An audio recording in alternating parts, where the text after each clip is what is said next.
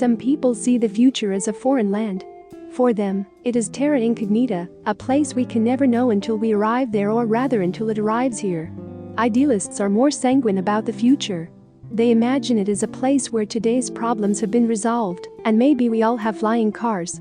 Pessimists, on the other hand, see the future as more like a stalking predator, one that's always lurking just out of sight until it pounces, and then the truth is that the future doesn't just happen, it is created. We, collectively, are responsible for the future we get through the aggregate of our individual choices and the sum of the paths we wear through our patterns of behavior. So how thinking about my future? The connection between today and my future self. The choices I make today shape the life of my future self. So my financial choices today determine the financial options my future self will have. If I'm selective about the non-essentials I spend my money on right now, I'm going to have a life later on that has an abundance of options. My time choices today determine the life options my future self will have. If I spend a lot of time with my family, then we'll have a strong relationship moving forward. My professional choices today determine the professional options my future self will have. If I choose to waste time instead of doing productive things, or even if I do nothing more than just completing my work tasks and never step beyond those immediate tasks, I'll never build the skills and reputation I need to move my career to a good place. I'll always be stuck right where I am right now. My social and community choices today help determine my social and community opportunities tomorrow.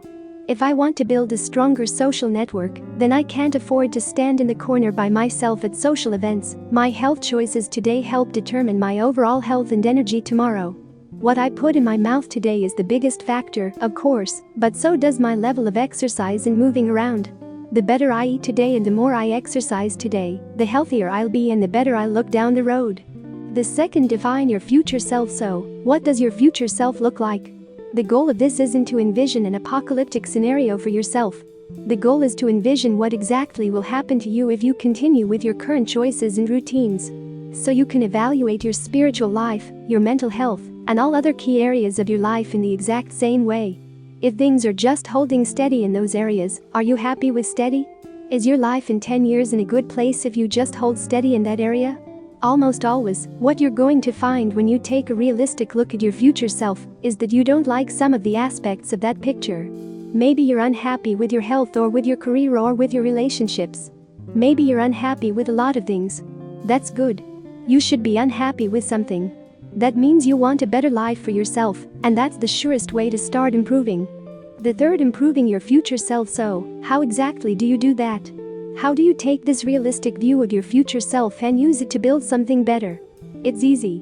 You just take those areas that bother you most about your future self and focus on improving those areas by consistently making long-term choices in your daily life in those areas, as described earlier on. Whatever area it is, financial, professional, social, physical, mental, spiritual and familial, look at the choices you make today and then ask yourself what the best long-term version of that choice is. What you'll find is that, once you start doing this, it doesn't really feel miserable anymore. You start to see how your life is going to get better because of these choices, plus you begin to realize that you're not really losing much in the short term either. Finally, you sold. No, you will never be perfect at it, but that's not the goal. The goal is to be better at it, and you all has to do is get a little better at it to make a huge impact on the quality of the life of my future self. That's a wonderful goal, indeed. Fearless.